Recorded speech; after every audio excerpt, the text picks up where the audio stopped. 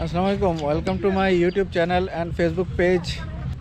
আছি এই মুহূর্তে কুমিল্লার যে শালবন, শালের যে বন, এই শালের বনে আর কি। তো আজকে ভিডিওটা চালু করার উদ্দেশ্য হয়েছে, আমাদের এই কুমিল্লার শালবনে একটা সুন্দর একটা রিসোর্ট আছে, যে রিসোর্টটাতে একটা না আরও বেশ কয়েকটা রিসোর্টই আছে।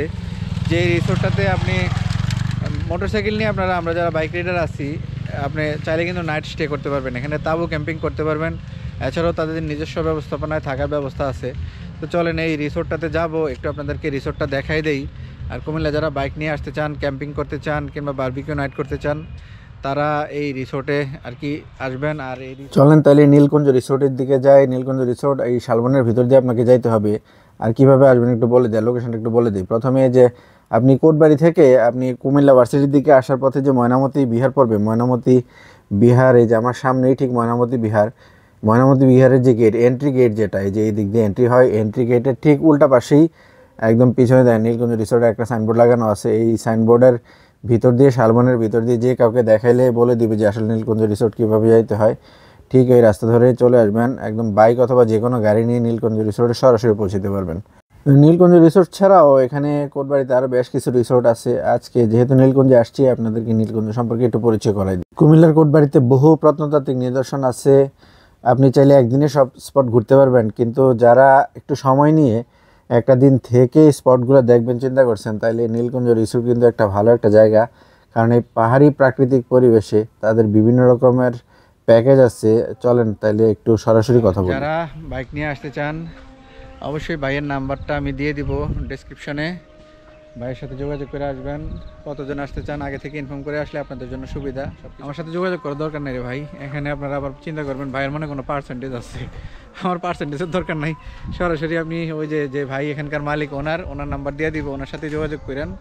যোগাযোগ করে রিসোর্টে চলে আসে। ঘরের ভাড়া কত আপনার, কিভাবে নিছেন?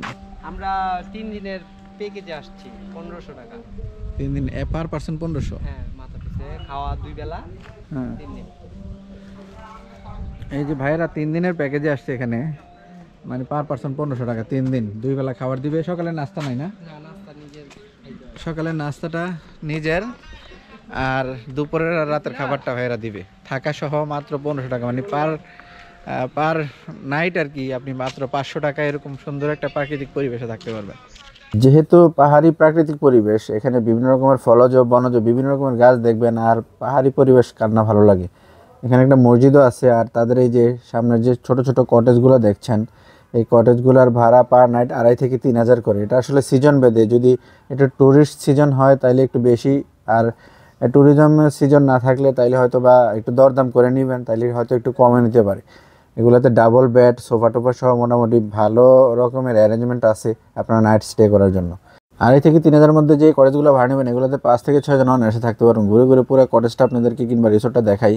এরকম সুন্দর সুন্দর ছোট ছোট ঘর দেওয়া আছে। রাতের বেলা এগুলোতে বসতে পারবেন, চাটা খাইয়া আড্ডা দিয়ে সময় কাটাতে পারবেন। এছাড়া বিশাল বড় একটা এখানে মানে কনফারেন্স হল কিংবা বিভিন্ন প্রোগ্রাম করার মতো বড় একটা স্টেজ আছে। তাদের রান্নাঘরে আপনারা ইচ্ছা করলে আপনারা যদি অ্যারেঞ্জমেন্ট করতে পারেন, নিজেরাও রান্না করে খাইতে পারবেন, অথবা তাদের তত্ত্বাবধানে তারা এখানে রান্নাবান্নার কাজটা তারা এখানে সারে আর কি।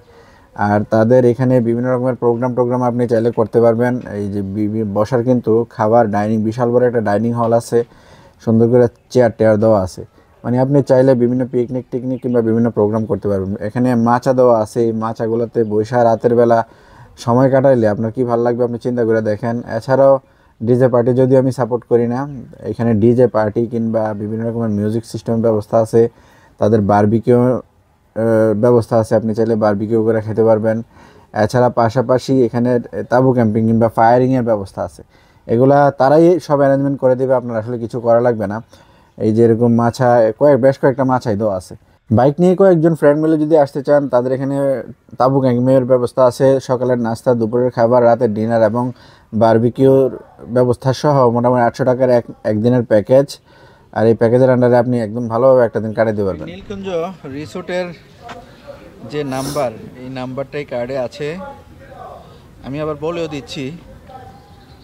এই কার্ডের এই নাম্বার থেকে আপনারা কল দিতে পারেন। তো ঠিক আছে, সবাই ভালো থাকেন। যারা একদিনের জন্য তাঁবু ক্যাম্পিং করতে চান এবং কুমিল্লা এসে এই কুমিল্লার যত প্রত্নতাত্ত্বিক নিদর্শন সহ বিভিন্ন সুদর্শন জায়গাগুলো দেখতে চান, চলে আসেন কুমিল্লায় থাকার মতো এই যে রিসোর্ট সহ আর বিভিন্ন রকমের ব্যবস্থা আছে। আর কুমিল্লায় ঘুরতে আসলে কুমিল্লার রসমালাই অবশ্যই খেয়ে যাবেন, কুমিল্লা একদম শহরে প্রপারে মাতৃভাণ্ডারের শোরুম থেকে খেয়ে যাবেন।